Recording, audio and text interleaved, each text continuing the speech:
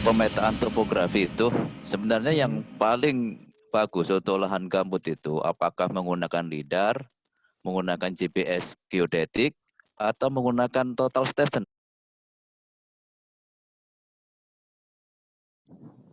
Idealnya LiDAR, karena dia sangat terhubung, semua kenampakan di permukaan itu jelas dan itu 3 dimensi, terhubung.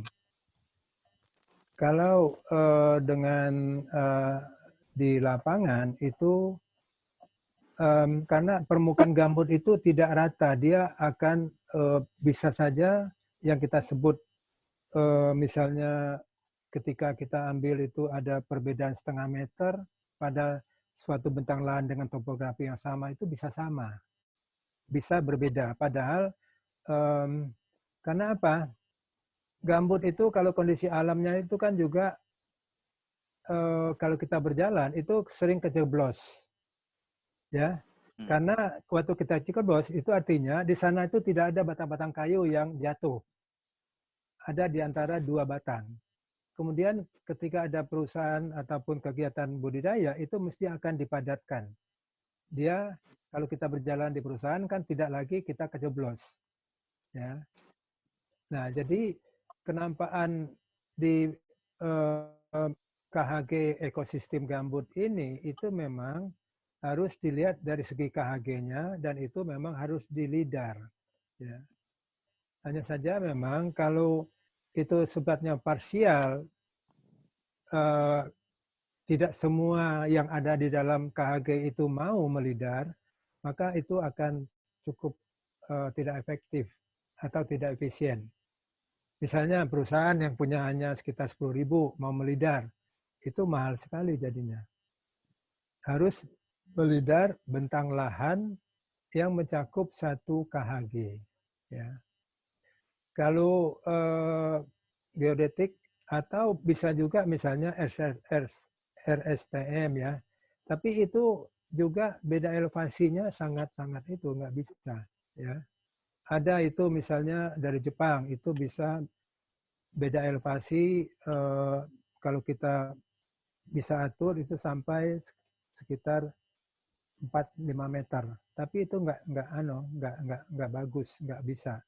Karena kita bermain masalah gravitasi air. Beda 5 cm pun air bisa mengalir. Ya. Jadi untuk air itu harus basis topografi, di mana topografi ini harus punya beda kontur minimal 1 meter. Bahkan ada perusahaan yang memang punya topografi yang setengah meter. Dan itu sangat penting untuk menyusun sistem tata air. Ya, toh? Memang kalau misalnya dengan kegiatan-kegiatan langsung di lapangan dan dikombinasikan dengan misalnya LiDAR yang sifatnya itu stripping, bukan LiDAR total, itu mungkin juga bisa membantu. Ya. Tapi saya yakin semua perusahaan ketika memulai usahanya mesti akan mengukur topografinya untuk menentukan layout dari sistem tata air, ya. Dan tata air ini dirancang dengan gravitasi, ya, begitu. Cukup jelas, Mas? Jelas, Mas. Jelas, Prof. Ya, ya, silakan ada yang lain. Silakan, Pak. Untuk ketapang, ya, ketapang ini formasi geologinya beda. Jadi kita tahu bahwa Kalimantan itu adalah suatu bentukan formasi geologi yang stabil.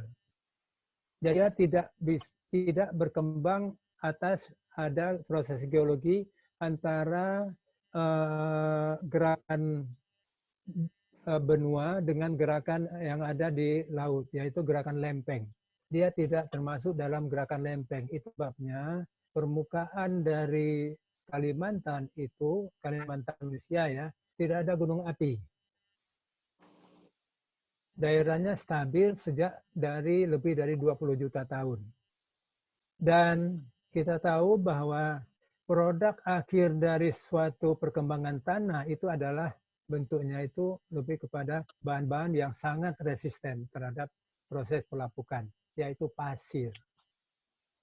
Ketapang di bawah gambut itu adalah pasir. Ya. Jadi gambut di sana itu lebih miskin lagi. Karena apa? Air masuk dalam pasir itu mudah sekali mengalir. Jadi di samping dia mengalir dari permukaan seperti gambut yang biasanya, dia bisa juga turun ke bawah. Jadi memang waktu kita berkunjung ke sana, memang kualitas gambutnya cukup berbeda.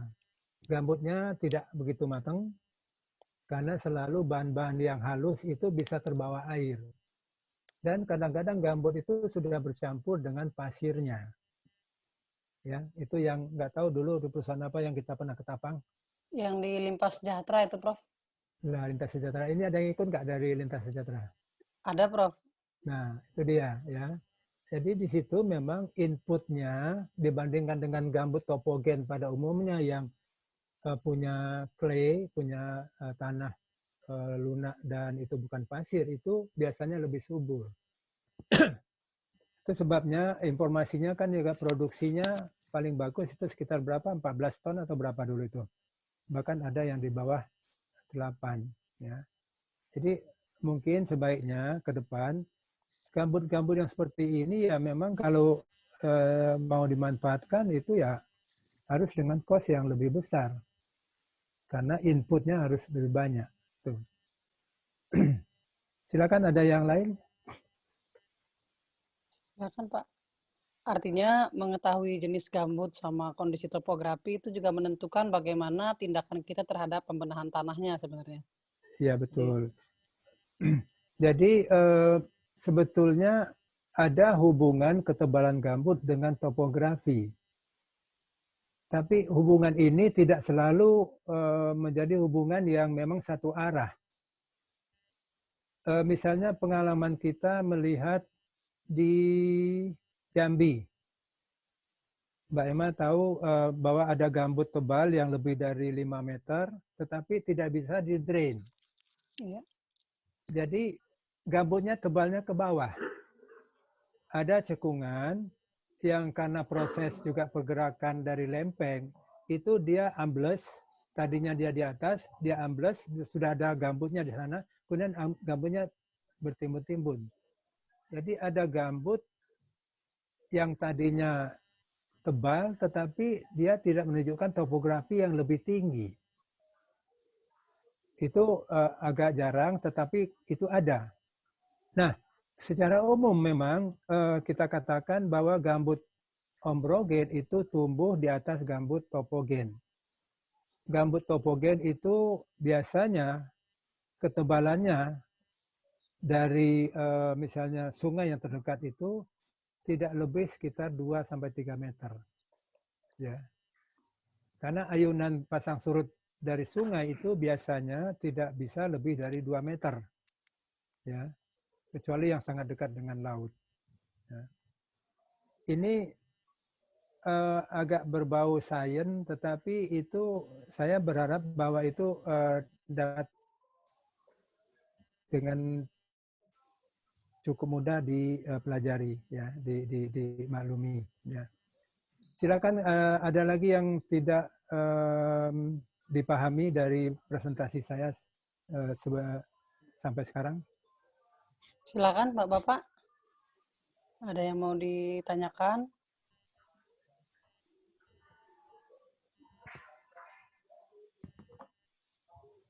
Dari Limpah Sejahtera juga ada nih. Belum ada ya, Pak? Lanjut ya. Jadi kita lanjut ini ya. Ini adalah ada satu perusahaan, ini kebetulan bukan HTI, bukan sawit tetapi HTI. Dia punya konsesi sekitar 45.000 hektar. Ya. Ini adalah hasil pemetaan yang dikerjakan waktu itu oleh KLH pada tahun 2014. dia melihat bahwa ini gambut yang lebih dari 3 meter dan ini gambut yang kurang dari 3 meter. Nah, karena perusahaan ini diminta untuk mengadakan rencana pemulihan, maka perusahaan ini atas inisiasinya juga mencoba mengulangi pemetaan gambut ini dan hasil yang mereka dapatkan seperti ini. Ya. Jadi terlihat bahwa iramanya hampir sama, tetapi terlihat bahwa yang kalau ini ada gradasi itu setiap meter dia buat. Ya. Ini ternyata besarnya tadi ini termasuk di kerumutan tadi ya. Ternyata ini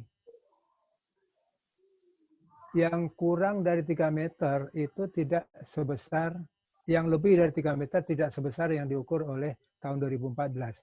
Ini masih kurang dari 3 meter ya.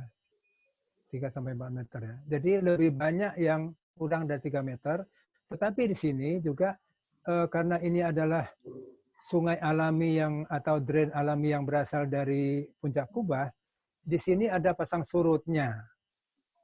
Ya, ketika pasang surut ini tidak dipengaruhi oleh air sungai yang jauh, tetapi adalah karena musim kemarau di sini beda elevasi air sungainya ini bisa sampai 1,5 meter.